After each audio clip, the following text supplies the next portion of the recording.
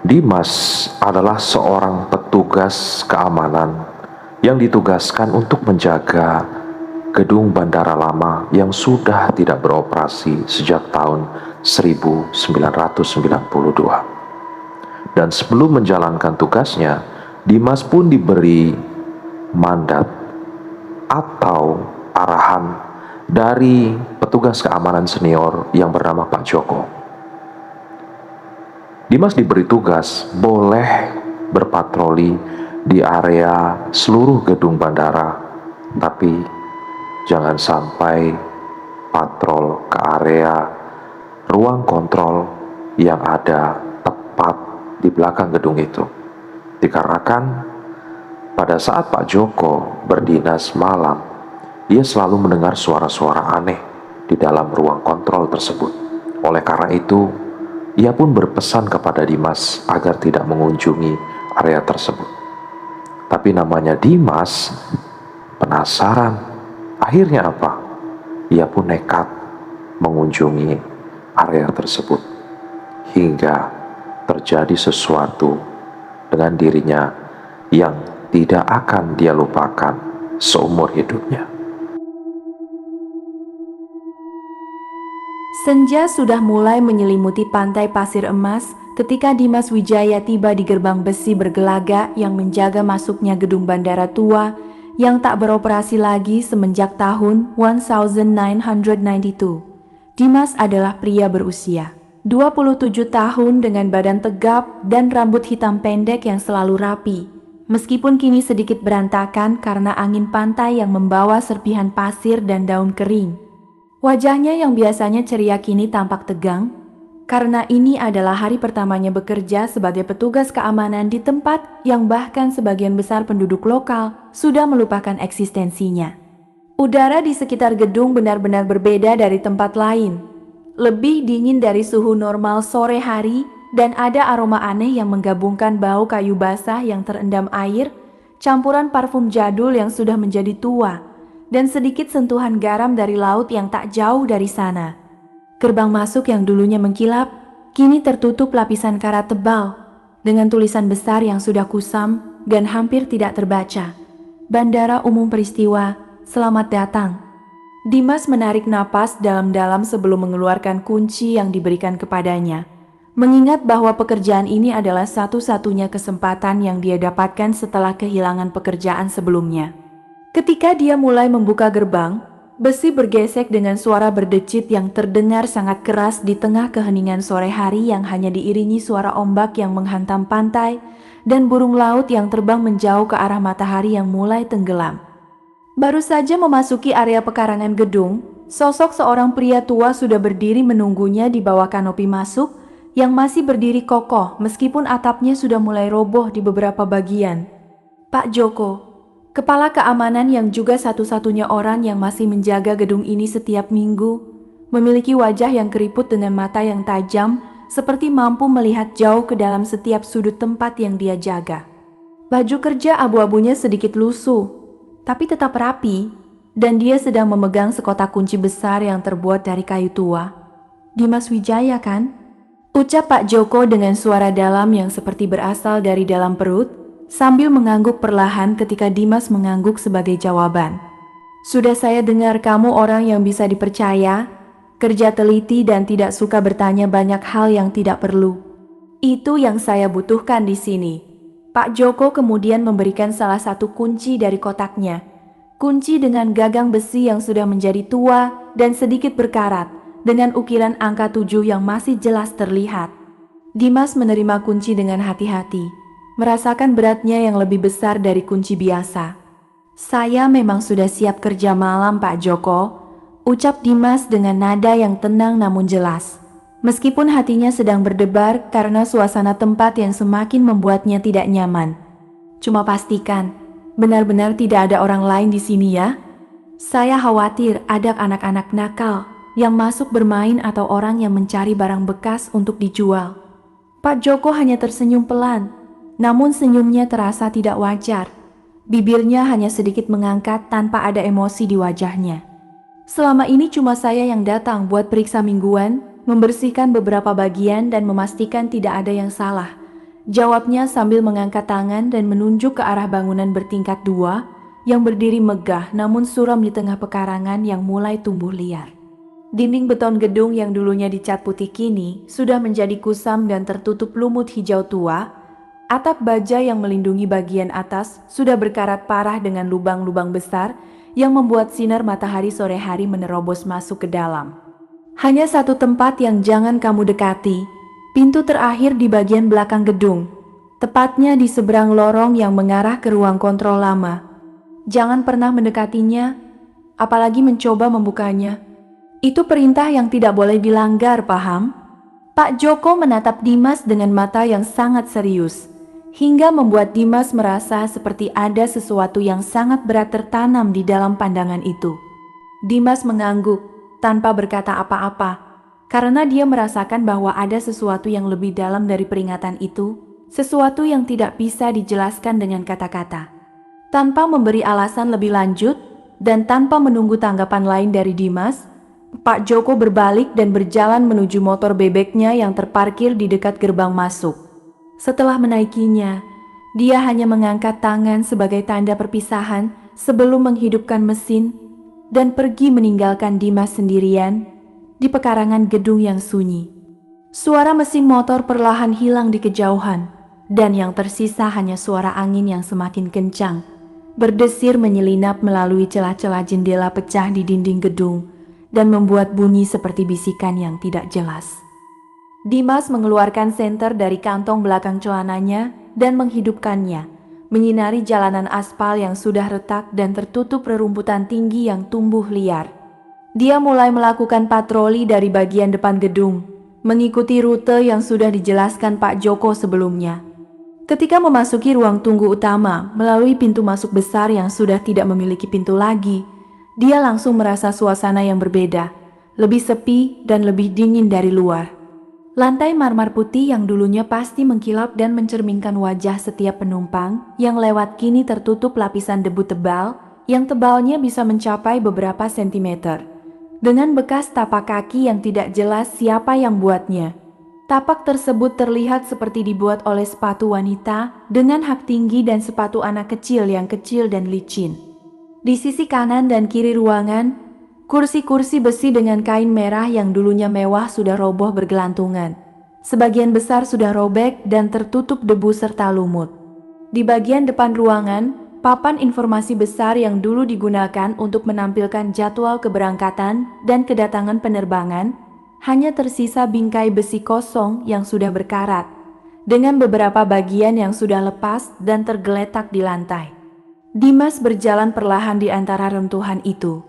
Senternya menyinari setiap sudut ruangan, dari sudut kanan yang penuh dengan tumpukan kursi rusak, hingga sudut kiri yang memiliki jendela besar dengan kaca yang sudah pecah sebagian, membiarkan angin masuk dan membuat tirai kayu yang masih tersisa bergoyang-goyang seperti sedang menyambut kedatangan seseorang. Suara kecil pertama kali terdengar ketika dia sedang memeriksa bagian belakang ruang tunggu. Suara yang seperti seseorang sedang menangis pelan, terdengar lembut namun jelas di tengah keheningan yang menyelimuti gedung. Dimas segera berhenti berjalan, menutup mulutnya dengan tangan sebentar karena terkejut, sebelum mencoba mencari sumber suara tersebut. Dia mengeluarkan ponsel dari saku depan bajunya untuk melihat apakah ada sinyal yang bisa dia gunakan jika terjadi sesuatu yang tidak diinginkan. Tapi layar ponsel hanya menunjukkan tulisan tidak ada sinyal dengan huruf putih yang mencolok di layar hitamnya. Tanpa berpikir panjang, dia menghidupkan senternya dengan lebih terang dan menyinari setiap sudut yang mungkin menjadi sumber suara. Di balik tumpukan kursi rusak, di bawah meja yang sudah roboh, bahkan di balik tirai kayu yang bergoyang-goyang. Namun yang dia lihat hanya rerumputan yang tumbuh liar melalui celah-celah antara ubin lantai, serta beberapa sarang burung yang sudah ditinggalkan di sudut-sudut tinggi ruangan. Dimas mencoba menenangkan diri dengan cara menarik napas dalam-dalam beberapa kali, mengingat bahwa tempat yang sudah ditinggalkan selama puluhan tahun pasti akan memiliki banyak suara yang tidak biasa. Mungkin hanya burung kecil yang tersesat masuk ke dalam gedung, atau hewan seperti tikus atau musang yang mencari tempat berteduh. Namun ketika dia berjalan lebih jauh ke arah bagian belakang gedung, menuju lorong yang mengarah ke ruangan administrasi dan ruang kontrol. Suara itu makin jelas dan semakin dekat. Suara itu bukan berasal dari hewan, tapi jelas-jelas suara manusia. Suara seorang wanita yang menangis pelan, dengan nada yang penuh dengan kesedihan dan harapan, sambil terus memanggil nama seseorang dengan suara yang lembut namun menyakitkan hati. "Rendra, tunggu aku ya. Tunggu sebentar lagi ya, Rendra." Dimas merasakan bulu roma di leher dan lengannya merinding, karena suara itu terdengar sangat nyata, seolah-olah wanita tersebut sedang berdiri sangat dekat dengannya. Dia berhenti di tengah lorong panjang yang gelap dan sempit, dengan dinding yang tertutup lukisan tangan yang sudah kusam dan beberapa tulisan yang tidak bisa dibaca lagi. Di ujung lorong yang jauh dan gelap, ada sebuah pintu kayu tua yang dicat merah pada masa lalu. Namun sekarang warnanya sudah mengelupas hampir seluruhnya dan meninggalkan bekas cat merah yang sedikit tersisa di antara serat kayu yang terbuka. Pintu itu memiliki gagang besi yang sudah berkarat parah dengan sebuah pelat logam kecil di atasnya yang masih bisa dibaca tulisannya. "Ruang kontrol hanya untuk personel terdaftar." Dan dari balik pintu merah tua itu, suara tangisan wanita itu semakin jelas. Bahkan sekarang bisa didengar juga suara lain yang lebih lembut. Suara anak kecil yang sedang menangis pelan dan memanggil, "Ayah, Ayah Rendra, saya ingin pulang." Dimas merasakan kakinya mulai tidak berdaya untuk bergerak. Namun secara tidak sadar, dia masih melangkah perlahan ke arah pintu itu, seperti terpikat oleh suara-suara yang terdengar dari baliknya. Ketika dia sudah berdiri hanya beberapa langkah dari pintu merah tua itu, dia melihat ada beberapa nama yang dicat dengan tangan di bagian bawah pintu. Nama-nama yang ditulis dengan cat putih yang sudah kusam, tapi masih jelas terbaca. Siti Rendradina. Pada saat yang sama, dia merasakan sesuatu yang sangat aneh. Pintu itu seolah-olah sedang memancarkan panas yang lembut, berbeda dengan suhu dingin yang menyelimuti seluruh gedung. Tanpa sadar, tangannya sudah mulai bergerak ke arah gagang pintu yang berkarat, merasakan dinginnya yang menusuk sampai ke tulang. Dan ketika jarinya hampir menyentuh gagang pintu itu, dia mendengar suara yang sangat jelas datang dari balik pintu. Suara seorang pria yang berbicara dengan nada yang tenang, namun penuh dengan kesedihan. "Dia sudah datang. Akhirnya dia sudah datang untuk kita." Malam semakin larut dengan cepat, dan bulan yang hanya muncul sebagian di balik awan gelap memberikan sedikit cahaya yang tidak jelas ke dalam gedung bandara tua. Dimas Wijaya sudah 3 kali melakukan patroli menyeluruh di bagian depan dan tengah gedung, memeriksa setiap ruangan administrasi, kamar istirahat yang sudah terbengkalai, bahkan ruangan kecil yang dulunya digunakan sebagai kantin dengan peralatan masak yang sudah menjadi tua dan berkarat parah. Setiap kali dia menyelesaikan satu putaran patroli, kakinya secara tidak sadar akan bergerak ke arah lorong belakang. Mata selalu mencari pintu merah tua itu yang seperti memiliki daya tarik tersendiri. Suara tangisan dari balik pintu tidak pernah hilang sama sekali. Kadang sangat pelan seperti bisikan angin, kadang sedikit lebih keras hingga terdengar jelas di telinganya.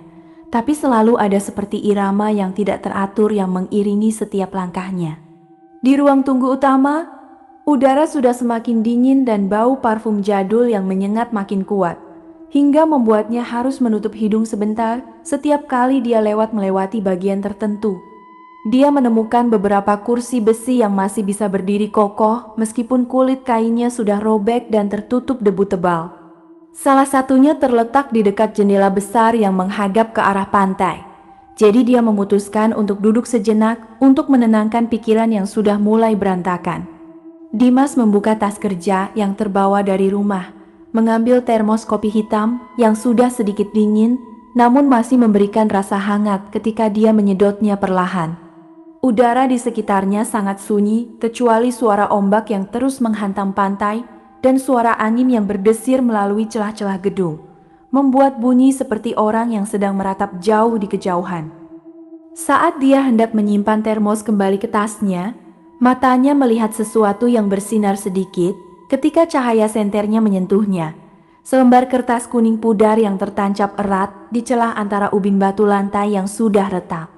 Kertas itu terlihat sangat tua, dengan sudut-sudutnya yang sudah mulai sobek dan warnanya yang memudar akibat terkena kelembapan selama bertahun-tahun. Dimas membungkuk dan mengambilnya dengan hati-hati menggunakan ujung jari. Takut kertas itu akan hancur menjadi serpihan jika disentuh terlalu kuat. Ketika dia menyinari kertas dengan senternya, tulisan di atasnya masih cukup jelas untuk dibaca.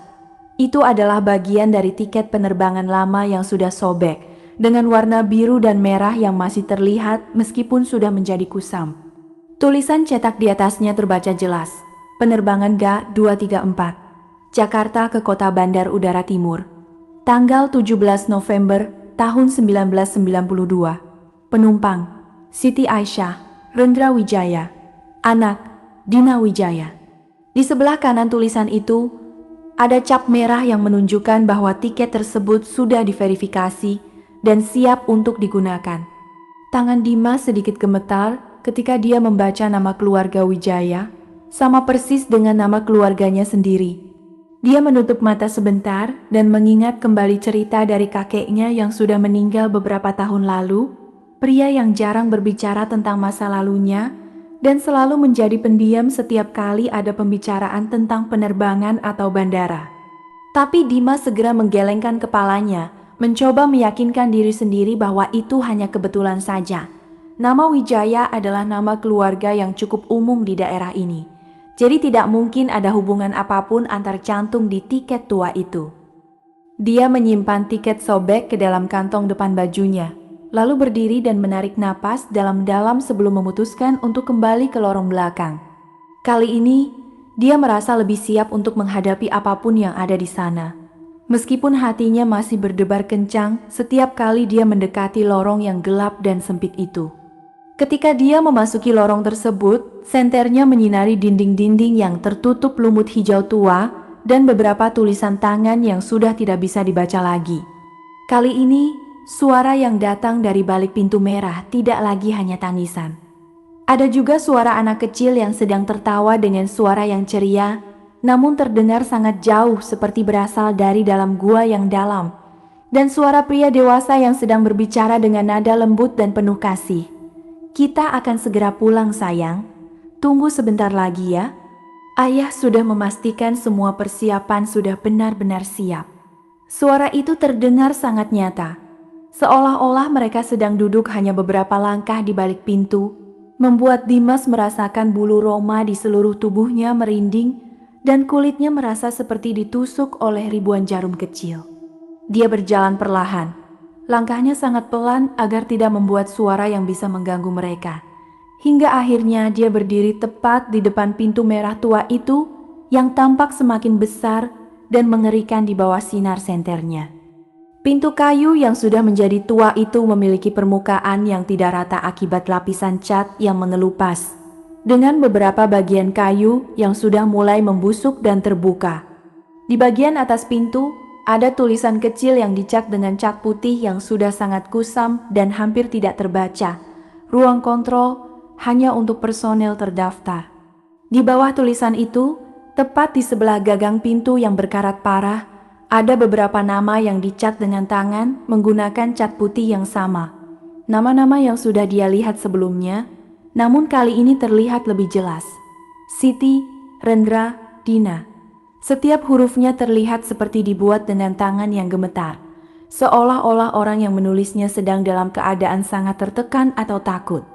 Dimas merasakan detak jantungnya semakin cepat. Suaranya terdengar sangat jelas di telinganya hingga hampir menutupi suara-suara dari balik pintu. Tanpa sadar, tangannya sudah mulai bergerak perlahan ke arah gagang pintu yang terbuat dari besi bulat dan sudah penuh dengan karat coklat tua. Ketika ujung jarinya menyentuh permukaan gagang pintu, rasa dinginnya menusuk langsung melalui kulitnya sampai ke tulang, membuatnya merasa seperti menyentuh es batu yang sudah ada selama berabad-abad. Dia segera ingin menarik tangannya kembali, mengingat keras peringatan Pak Joko yang menyuruhnya tidak pernah mendekati pintu itu. Tapi rasa ingin tahu yang sudah menguasai seluruh pikirannya begitu kuat, membuatnya tidak bisa bergerak dan bahkan mulai meraih gagang pintu dengan lebih erat. Suara-suara dari balik pintu kini terdengar semakin dekat.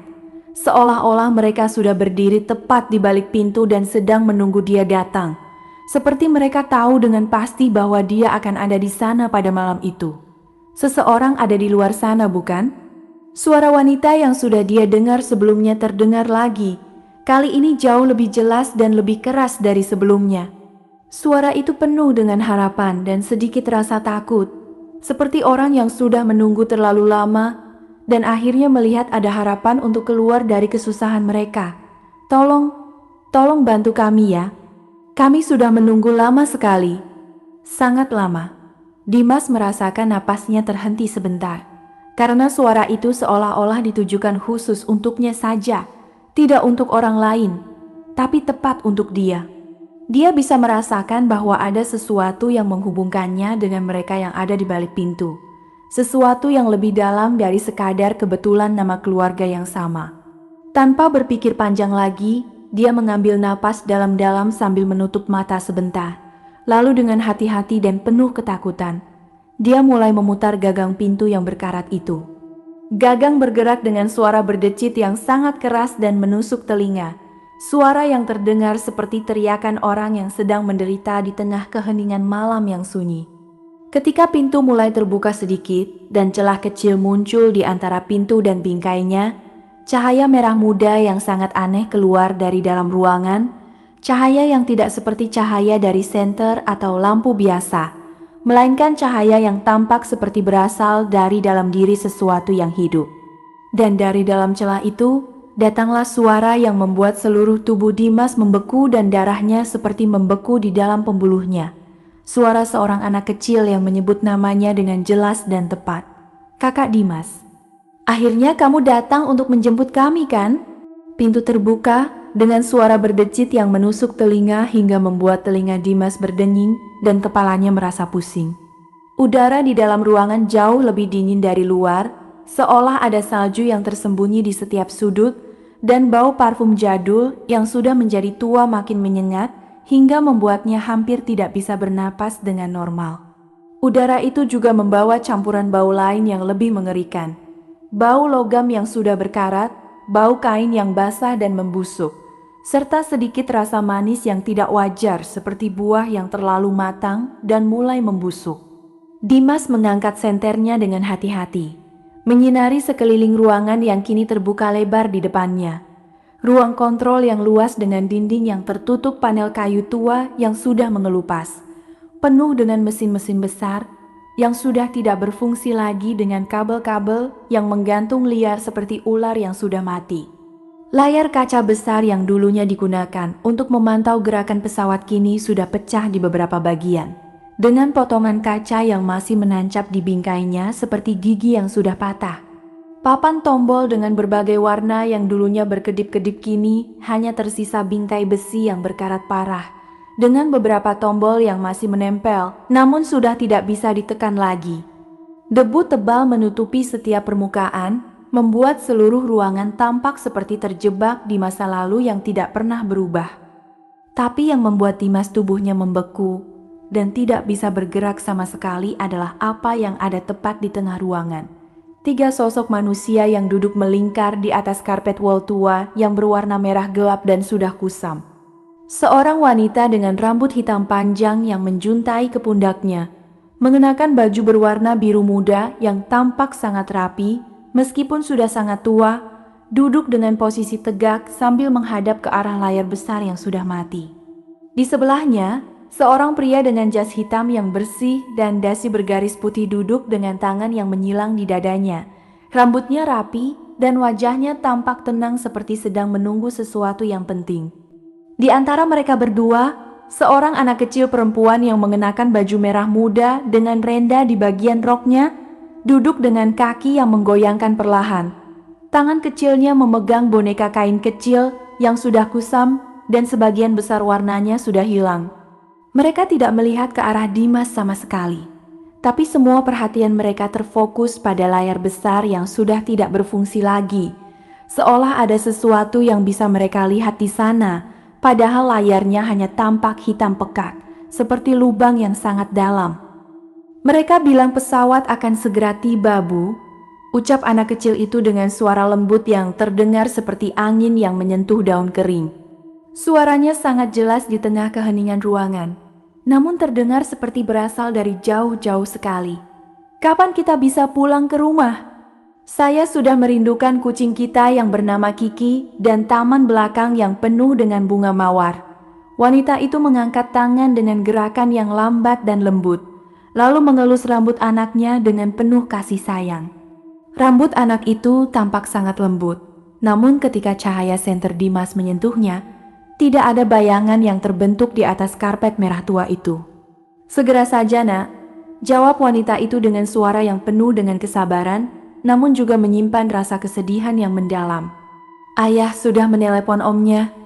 Dia akan menunggu kita di bandara tujuan, dan kita akan pergi bersama-sama ke rumah baru kita yang sudah disiapkan dengan baik." Pria itu mengangguk perlahan tanpa berbalik, lalu mengeluarkan sapu tangan lipat dari saku jasnya. Sapu tangan putih yang masih tampak bersih meskipun sudah jelas sangat tua. Dimas merasa kakinya mulai bisa bergerak lagi dengan sangat lambat, seperti tubuhnya sedang berjuang melawan kekuatan yang ingin membuatnya tetap diam di tempat. Dia bergerak perlahan ke depan, langkahnya sangat pelan agar tidak mengganggu mereka atau membuat suara yang bisa membuat mereka marah. Sosok-sosok itu tampak sangat nyata. Bisa dilihat tekstur kain baju mereka, helai rambut yang bergerak ketika angin masuk dari celah jendela, bahkan ekspresi wajah mereka yang tampak penuh harapan. Tapi ada sesuatu yang sangat aneh yang tidak bisa dia abaikan. Mereka tidak meninggalkan bayangan sama sekali di atas karpet atau di dinding belakang mereka, dan ketika cahaya senternya menyinari tubuh mereka secara langsung, bagian dalam tubuh mereka terlihat sedikit tembus pandang, seperti dibuat dari kain tipis yang tembus cahaya. Udara di sekitar mereka terasa jauh lebih dingin dari bagian ruangan lain, dan ketika Dimas mendekati hanya beberapa langkah dari kelompok mereka, dia bisa merasakan getaran yang sangat lembut datang dari bawah lantai, seperti jantung yang sedang berdebar dengan sangat lambat. Saya Dimas," ucap Dimas dengan suara yang menggigil dan hampir tidak terdengar. Tangannya yang memegang senter juga mulai gemetar, sehingga cahaya yang dihasilkan bergoyang-goyang di dinding. "Saya adalah petugas keamanan yang sedang menjaga gedung ini. Apakah kalian butuh bantuan? Apakah saya bisa membantu kalian pergi dari sini?" Ketika kata-katanya terdengar di ruangan, seluruh tubuh tiga sosok itu berhenti sama sekali. Gerakan tangan wanita yang mengelus rambut anaknya berhenti di tengah jalan. Kaki anak yang menggoyangkan berhenti. Bahkan napas pria yang tidak terlihat juga seolah berhenti. Kemudian, dengan kecepatan yang sangat lambat, namun sangat sinkron, mereka berbalik ke arah Dimas secara bersamaan. Wajah mereka tidak seperti hantu yang pernah dia bayangkan dalam mimpi buruknya. Tidak ada kulit yang membusuk, tidak ada mata yang keluar dari tempatnya. Bahkan mereka terlihat sangat normal dan bahkan memiliki ekspresi yang ramah di wajah mereka. Tapi ketika senter Dimas menyinari mata mereka dengan jelas, bulu roma di seluruh tubuhnya merinding, dan dia merasa seperti ada arus listrik yang mengalir di dalam dirinya. Mata mereka benar-benar kosong, tanpa iris atau pupil, hanya berwarna putih susu pekat yang memantulkan cahaya senternya dengan sangat kuat, membuatnya terpaksa menyipitkan mata karena terkilat. "Kamu punya wajah yang sangat mirip dengan Rendra," kata pria itu dengan suara tenang dan datar, tanpa ada sedikit pun emosi di dalamnya, namun terdengar sangat jelas di setiap sudut ruangan. Suaranya seperti suara yang berasal dari dalam sumur yang dalam, dengan getaran yang membuat lantai terasa seperti sedang bergoyang. "Kamu keluarga dia, bukan? Kamu punya darah yang sama dengan kita." Dimas hanya bisa mengangguk tanpa bisa berkata apa-apa. Mulutnya kering dan tenggorokannya terasa seperti tertutup oleh sesuatu yang padat. Dia tidak bisa berpaling atau berlari. Matanya seperti terpaku pada mata putih susu mereka yang tampak bisa melihat jauh ke dalam jiwanya. "Kita adalah keluarga Wijaya," lanjut wanita itu dengan suara yang mulai sedikit berubah, menjadi lebih dalam dan lebih menyakitkan telinga. Dia adalah Siti Aisyah, seperti yang tertulis di tiket sobek yang dia temukan tadi malam. Kami sedang menunggu penerbangan Ga-234 yang akan membawa kami pulang ke rumah baru kami di kota Bandar Udara Timur. Kami sudah datang ke bandara sejak pagi hari pada tanggal 17 November tahun 1992. Tapi pesawat itu tidak pernah datang. Ketika dia menyebutkan tanggal tersebut, mesin-mesin tua di sekitar ruangan tiba-tiba mulai mengeluarkan suara klik-klik yang keras, dengan beberapa lampu kecil yang masih tersisa menyala dengan cahaya kuning kusam yang berkedip-kedip. Saat itu matanya melihat sesuatu yang tertinggal di atas meja besar di sebelah mereka. Sebuah koran tua yang terlipat dengan sampul depan yang masih jelas terbaca. Dia bergerak dengan hati-hati untuk mengambilnya. Tangannya gemetar saat dia membuka halaman depan koran yang sudah kuning dan mudah sobek. Tanggal di bagian atas koran adalah 18 November tahun 1992, tepat 1 hari setelah tanggal keberangkatan yang tercantum di tiket mereka. Dan berita utama di halaman depan itu membuat darahnya membeku dan dadanya terasa seperti tertindas oleh batu besar. Penerbangan Ga-234 hilang tanpa jejak di Laut Sulawesi. Semua 53 penumpang dan awak kabur tidak ditemukan. Pencarian diumumkan berhenti setelah 3 hari. Di bawah berita itu, ada foto pesawat yang sedang lepas landas. Pesawat putih dengan aksen merah yang sama dengan ia bayangkan ketika membaca tiket sobek tersebut. Kita tidak tahu bahwa kita sudah tidak bisa pulang, kata anak kecil Dina dengan suara yang sekarang terdengar lebih dewasa dan penuh dengan kesedihan. Matanya putih susu itu tetap menatap Dimas tanpa berkedip sama sekali. Kita terus menunggu di sini setiap hari, setiap jam, setiap detik. Kita selalu berpikir bahwa pesawat hanya terlambat sedikit saja sampai kamu datang. Dimas merasa dada tertekan dan matanya mulai terbakar karena ingin menangis. Rasa iba dan ketakutan bercampur menjadi satu di dalam dirinya. Tapi kemudian, pria itu berdiri dengan gerakan yang lambat namun anggun. Jas hitamnya tidak sedikit pun kusut. Meskipun sudah duduk di sana selama puluhan tahun. Dia mengangkat tangan dan mengarah ke sebuah lemari kecil yang terbuat dari kayu jati tua di sudut ruangan yang gelap, lemari yang memiliki kunci kecil yang sudah berkarat namun tampak masih terkunci rapat. Ada sesuatu yang harus kamu lihat, Dimas. Sesuatu yang sangat penting dan membuat kita terpaku di sini, tidak bisa pergi kemana-mana. Dengan tangan yang tidak sedikit pun gemetar, dia mengeluarkan kunci dari saku dalam jasnya dan membuka pintu lemari dengan suara klik yang sangat jelas.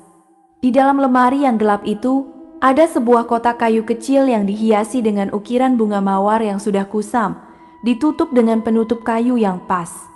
Ketika dia membuka penutup kotak itu, sinar merah muda aneh keluar dari dalamnya, sama dengan cahaya yang dia lihat ketika membuka pintu ruangan tadi malam. Dan di dalam kotak itu, ada sebuah foto keluarga berwarna yang sudah menjadi kusam, namun tetap jelas terbaca. Foto itu sama persis dengan foto yang selalu dia bawa di dalam dompetnya. Foto kakeknya yang masih muda dengan rambut hitam rapi, neneknya yang cantik mengenakan baju kebaya merah, dan anak mereka yang berusia 5 tahun dengan wajah ceria yang sedang tersenyum ke arah kamera. Nama anak itu adalah Rendra Wijaya. Kamu adalah cucu dari Rendra yang sebenarnya, anak yang hidup dan menikah, memiliki keluarga sendiri dan tinggal jauh dari sini, kata Siti dengan suara yang mulai terdengar lebih seram dan mengerikan. Wajahnya yang tadinya ramah kini mulai berubah dengan perlahan. Kulitnya menjadi lebih pucat dan mata putih susunya mulai membesar. Yang ada di sini dengan kami adalah saudara kembarnya yang tidak pernah kamu ketahui keberadaannya. Dia juga bernama Rendra Wijaya. Tapi dia adalah anak yang disembunyikan oleh keluarga karena dia lahir dengan cacat yang membuat mereka merasa malu. Ketika kata-katanya selesai, anak kecil Dina berdiri dan mengangkat boneka kainnya yang sudah tua ke arah Dimas. Wajahnya yang tadinya manis kini menunjukkan senyum yang menjijikan dengan gigi yang tajam seperti serigala. Kamu tahu kan, Kakak Dimas? Kamu tidak hanya datang ke sini secara kebetulan. Kamu adalah satu-satunya orang yang bisa melepaskan kita dari sini, atau menggantikan kita di tempat ini selamanya. Dinginnya menyebar dengan cepat dari ujung kaki hingga ke ujung rambut Dimas. membuat setiap helai rambutnya berdiri tegak dan kulitnya merasa seperti ditutupi oleh lapisan es yang tipis namun menusuk. Dia dengan hati-hati mengeluarkan foto keluarga dari dalam kantong dompetnya. Foto yang sudah mulai kusam akibat sering dibawa kemana-mana, lalu membawanya berdampingan dengan foto di dalam kotak kayu kecil. Benar-benar sama persis. Dua anak laki-laki yang identik dengan wajah yang mirip sekali, rambut hitam yang rapi, dan senyum yang sama di bibir mereka. Keduanya diberi nama yang sama, Rendra Wijaya. Satu adalah kakeknya yang dia kenal, pria yang tenang dan jarang berbicara tentang masa lalunya, yang meninggal 3 tahun lalu dan menyisakan rumah tua yang besar namun sunyi. Yang lain adalah sosok pria di hadapannya sekarang, pria yang telah terjebak di ruang kontrol ini selama puluhan tahun lamanya. Udara di ruangan semakin dingin dan mesin-mesin tua di sekitar mulai mengeluarkan suara berdengung yang semakin keras, seperti sedang terbangun dari tidur yang sangat panjang. Kakek saya tidak pernah bilang punya saudara kembar, bisik Dimas dengan suara yang hampir tidak terdengar. Matanya tidak bisa lepas dari kedua foto yang ada di tangannya. Hatinya berdebar dengan sangat cepat, membuat dadanya terasa seperti akan meledak. Dia merasa sangat terkejut dan bingung. Bagaimana mungkin keluarganya bisa menyembunyikan rahasia besar seperti ini selama bertahun-tahun tanpa sedikit pun menyentuhkannya? Mengapa mereka harus menyembunyikannya? Mengapa tidak bilang padanya bahwa dia punya saudara kembar? Pria yang mengaku sebagai Rendra di sini hanya mengangguk perlahan. Wajahnya yang tadinya tenang kini mulai menunjukkan ekspresi kesedihan yang mendalam. Karena keluarga mereka menyembunyikannya dengan sengaja, jawabnya dengan suara yang semakin dalam dan penuh dengan rasa sakit hati. Saya adalah anak yang diinginkan, lahir dengan cacat di salah satu kaki saya yang membuatnya bengkok ke arah dalam. Jadi mereka merasa malu dan memutuskan untuk menyembunyikan saya dari dunia luar. Mereka menyembunyikan saya di rumah belakang yang kecil dan jarang mengizinkan saya keluar atau bertemu orang lain. Hanya Siti dan Dina yang mau menerima saya apa adanya. Mereka tidak melihat cacat di kaki saya, tapi melihat saya sebagai manusia yang layak mendapatkan cinta dan perhatian. Dia berjalan lebih dekat ke Dimas dengan langkah yang lambat namun mantap. Dan kali ini Dimas bisa melihatnya dengan lebih jelas di bawah cahaya senter yang semakin bergoyang karena tangannya gemetar. Salah satu kakinya memang bengkok ke arah dalam dengan bentuk yang tidak normal. Tulang yang menonjol jelas terlihat di bawah kain celananya yang hitam. Namun yang membuat Dimas merinding adalah bagaimana dia bisa berjalan dengan mudah seolah tidak merasakan sakit sama sekali. Langkahnya tidak goyah atau terganggu sedikit pun. Seolah kaki itu bukan bagian dari tubuhnya atau dia telah terbiasa dengan rasa sakitnya selama bertahun-tahun. Kita sudah membeli tiket untuk pergi ke kota lain, jauh dari keluarga yang tidak menyukai saya dan selalu membuat saya merasa tidak berharga. Lanjut dia dengan mata putih susunya yang tetap menatap langsung ke dalam jiwa Dimas. Kita berencana untuk memulai hidup baru di sana. Saya akan mengurus rumah dan Dina akan bisa bersekolah seperti anak-anak lain yang normal. Kita berharap bisa hidup damai tanpa harus merasa tersisih atau tidak diterima lagi. Saat dia berbicara, suara mesin-mesin di sekitar semakin keras. Dengan beberapa papan tombol yang sudah berkarat, mulai menyala yang berkedip-kedip tidak teratur. Dimas mengangkat senternya secara tidak sengaja ke arah dinding belakang ruangan yang gelap, dan barulah dia melihat sesuatu yang sebelumnya tidak terlihat. Bekas goresan yang dalam dan jelas, seperti dibuat dengan kuku yang tajam, atau benda yang runcing seperti pisau kecil. Goresan itu membentuk tulisan besar yang terbaca jelas di dinding berwarna abu-abu tua. Jangan pergi, kamu harus tinggal bersama kami. Setiap hurufnya dibuat dengan sangat kuat. Bahkan sebagian plester di dinding sudah terkelupas karena kekuatan yang digunakan untuk membuat tulisan itu. Dia mencoba menghalangi kita pada hari itu, kata Siti yang berdiri di belakang suaminya. Wajahnya yang tadinya cantik dan ramah kini mulai berubah secara perlahan, namun mengerikan. Kulitnya menjadi merah pekat seperti terbakar, kemudian mulai mengelupas perlahan untuk menunjukkan daging merah yang masih basah di bawahnya. Matanya putih susunya mulai mengeluarkan cairan bening yang mengalir ke bawah pipinya, seperti air mata yang tidak pernah kering.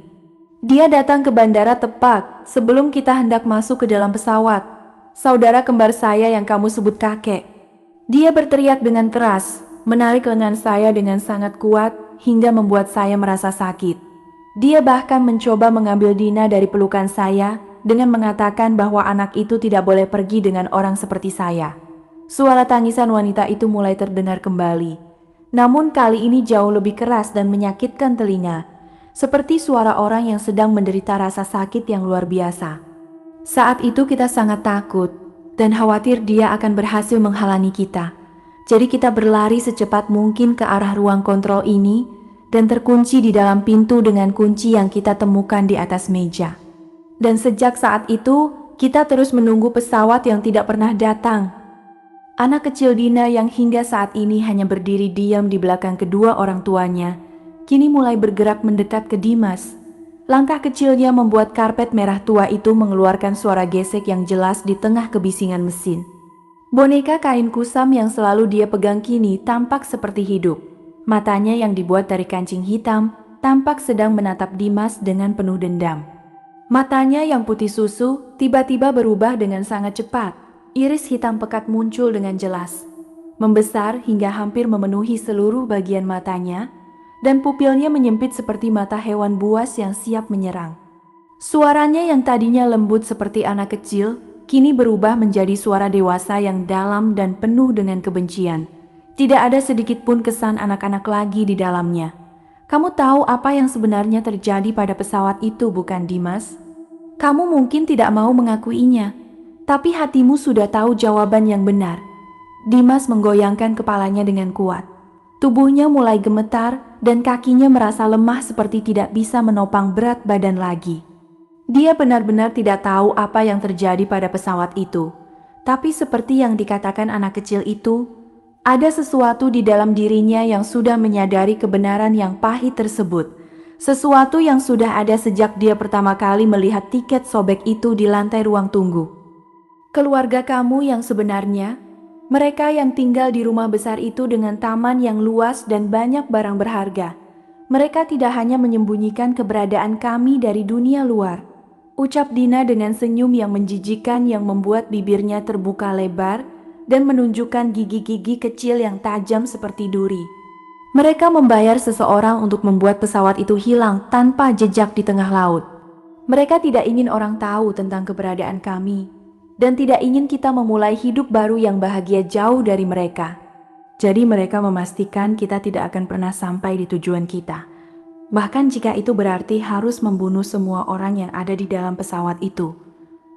Ketika kata-katanya selesai, seluruh lampu di ruangan tiba-tiba menyala dengan sangat terang, hingga membuat Dimas terpaksa menutup mata sebentar karena silau. Padahal dia tahu dengan pasti bahwa gedung ini sudah tidak ada pasokan listrik sama sekali selama puluhan tahun. Cahaya yang keluar dari lampu bukanlah cahaya putih biasa, melainkan cahaya kemerahan yang menyala dengan sangat terang dan membuat seluruh ruangan tampak seperti dalam api.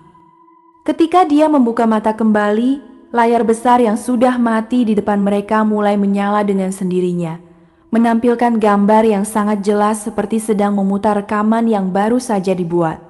Gambarnya menunjukkan sebuah pesawat berwarna putih dengan aksen merah yang sedang terbang rendah di atas permukaan laut yang gelap dan bergelombang tinggi. Tiba-tiba, pesawat itu berhenti tiba-tiba di tengah udara seperti tertahan oleh kekuatan yang tidak terlihat. Tidak lagi maju atau mundur, namun tetap melayang di tempatnya dengan sayap yang masih berputar.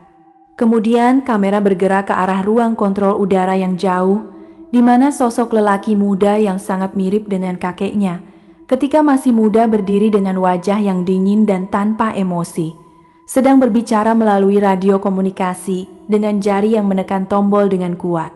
Di wajahnya tidak ada sedikit pun rasa bersalah atau kesedihan, hanya ekspresi yang sangat tegas, seperti sedang melakukan pekerjaan yang harus diselesaikan.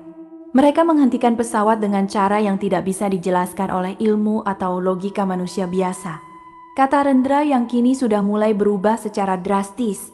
Kulitnya yang tadinya normal mulai mengeras dan berubah warna menjadi hitam pekat. seperti bara api yang sudah padam, dengan garis-garis kemerahan yang tampak seperti api yang masih menyala di bawah permukaan kulitnya.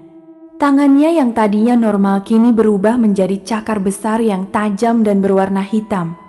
Mereka menggunakan kekuatan yang mereka pelajari dari orang-orang tua mereka. Kekuatan yang sudah ada di keluarga kita selama berabad-abad. Dan sekarang, mereka ingin kamu melakukan hal yang sama untuk kita.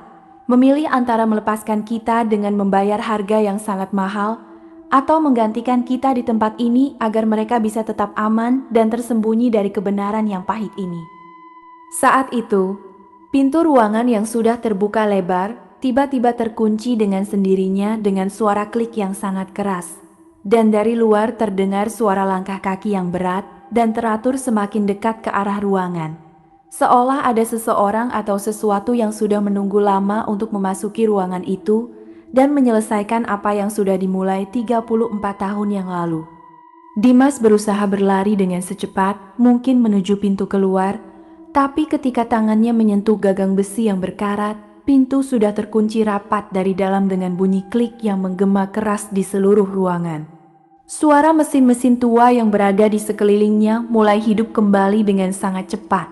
Ada suara klik-klik yang terus berulang dari papan kontrol. Bunyi sirene yang menyakitkan telinga dan membuat kepalanya merasa seperti akan pecah, dan layar besar yang sudah lama mati mulai menyala dengan cahaya hijau pekat yang berkedip-kedip.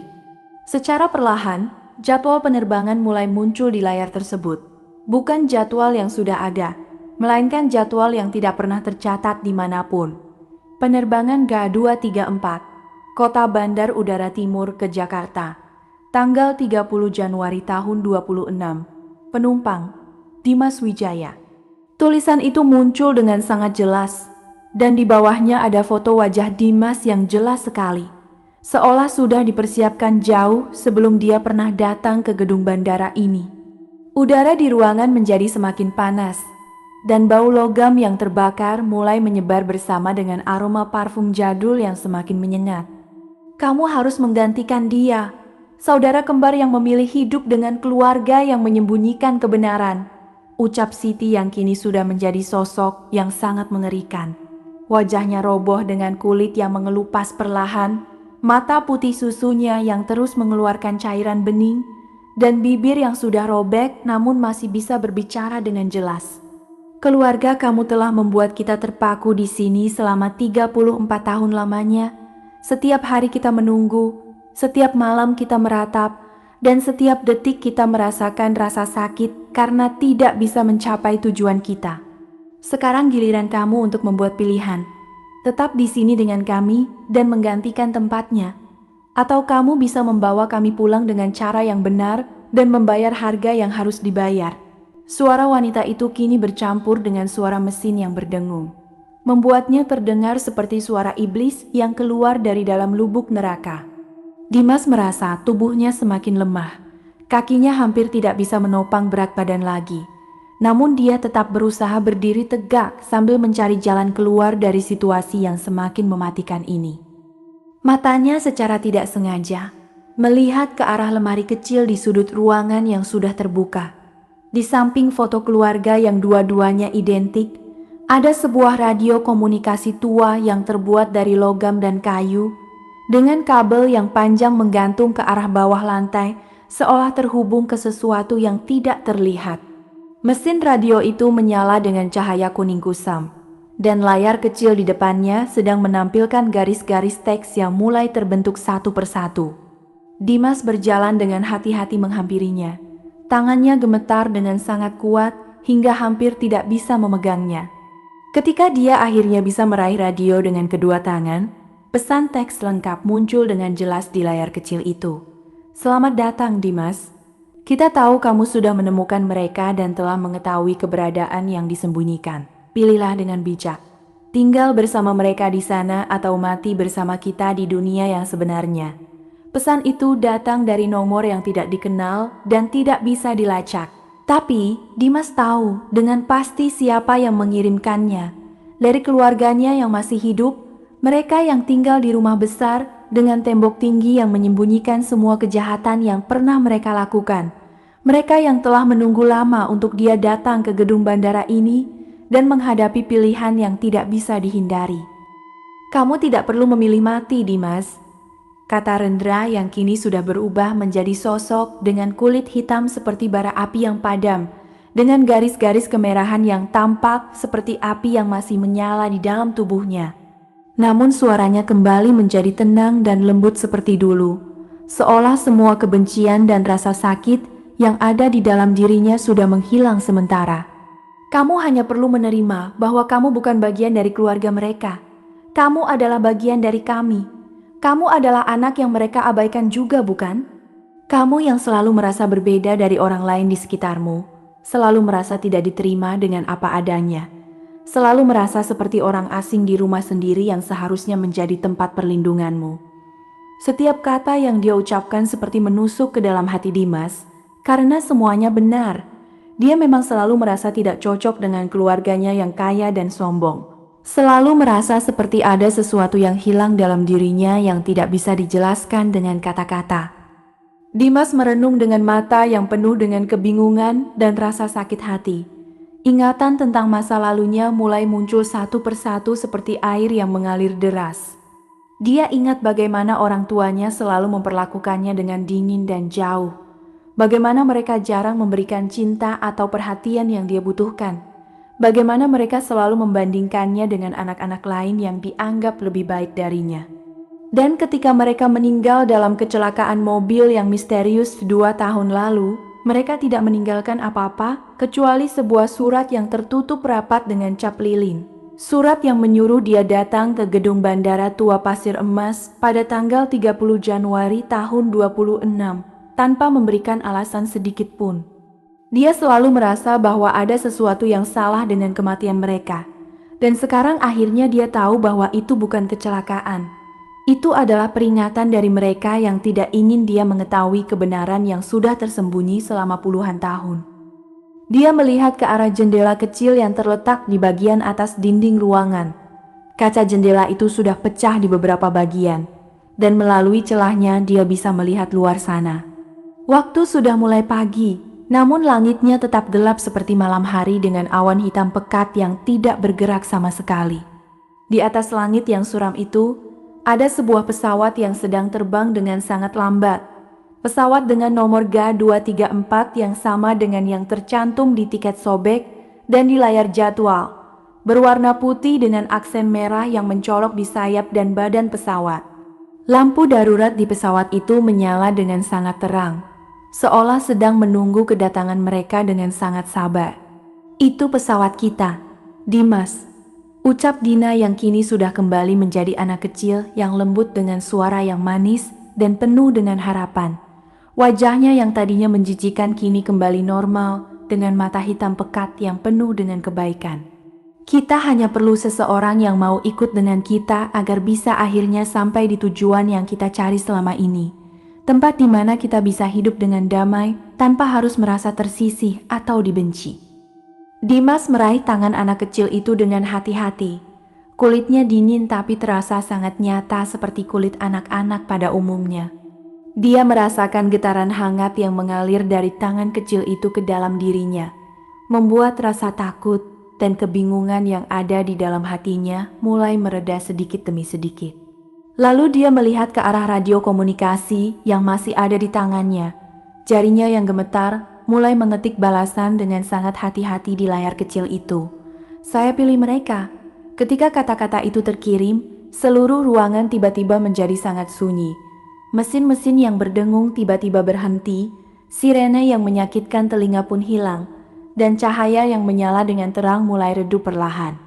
Kemudian, pintu ruangan yang sudah terkunci rapat mulai terbuka dengan sendirinya dengan suara berdecit yang lembut, seolah sedang menyambut mereka keluar dari penjara yang telah menahan mereka selama puluhan tahun. Di luar ruangan, lorong yang dulu kotor dan penuh dengan debu serta rerumputan liar, kini tampak bersih dan terang benderang seperti baru saja direnovasi. Lantai marmer yang kusam kembali mengkilap, dinding yang penuh dengan lumut dan goresan kini dicat putih bersih, dan lampu-lampu yang sudah lama mati menyala dengan cahaya hangat yang nyaman. Di ujung lorong yang panjang itu, Ada pintu keluar besar yang terbuka lebar mengarah ke landasan pacu yang luas, di mana pesawat GA-234 sedang berdiri dengan megah. Lampu di sekitar landasan pacu menyala dengan sangat terang seperti hari penuh matahari. Mereka berjalan bersama-sama. Siti yang kini sudah kembali menjadi wanita cantik dengan baju biru muda yang rapi, Rendra dengan jas hitam yang bersih tanpa bekas cacat di kakinya, Dina dengan baju merah muda yang cantik membawa boneka kainnya yang kini tampak baru lagi, dan Dimas yang merasa seperti menemukan bagian dirinya yang hilang selama ini. Langkah mereka sinkron dan tenang, tanpa rasa takut atau kebingungan lagi. Mereka tahu bahwa akhirnya mereka akan mencapai tempat yang seharusnya mereka tempati. Di dalam gedung yang sekarang kembali kosong dan sunyi, radio komunikasi tua itu masih menyala dengan cahaya kuning kusam. Layarnya mulai menampilkan pesan terakhir dari keluarga Dimas yang masih hidup. Pesan yang membuat udara menjadi dingin kembali dan menimbulkan rasa geram yang mendalam. Kita tahu kamu akan memilih begitu. Sekarang kamu semua akan terus terbang selama-lama, tanpa pernah sampai ke tujuan yang kamu cari. Itu adalah hukuman yang sesuai untuk mereka yang berani melanggar peraturan keluarga. Pesan itu kemudian hilang, dan radio kembali mati dengan suara klik yang jelas. Di luar, pesawat GA-234 mulai bergerak perlahan ke arah ujung landasan pacu dengan mesin yang berdengung dengan tenang dan stabil.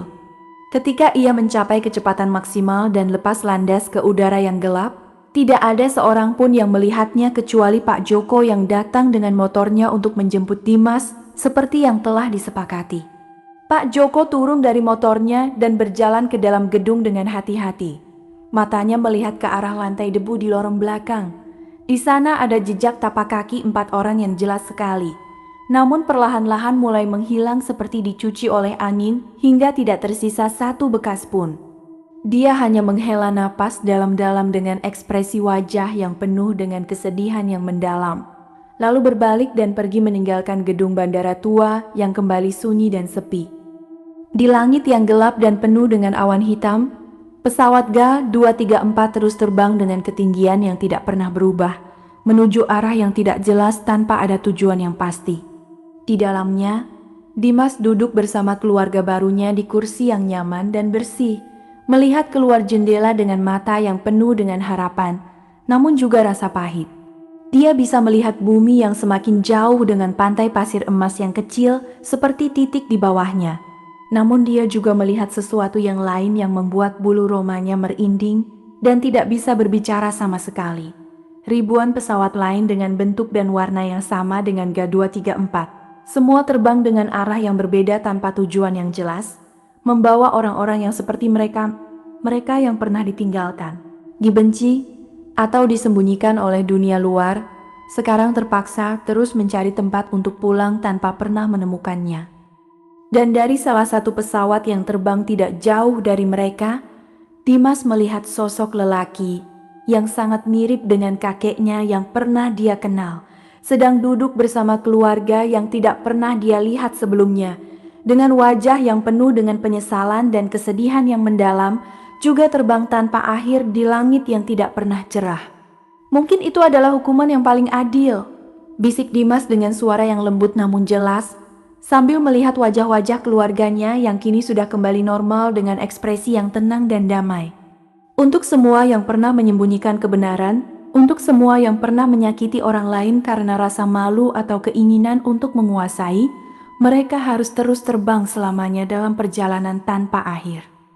Pesawat GA-234 kemudian menghilang perlahan ke dalam awan gelap yang sangat tebal, dan tidak ada seorang pun yang tahu kapan atau apakah mereka akan pernah kembali ke bumi.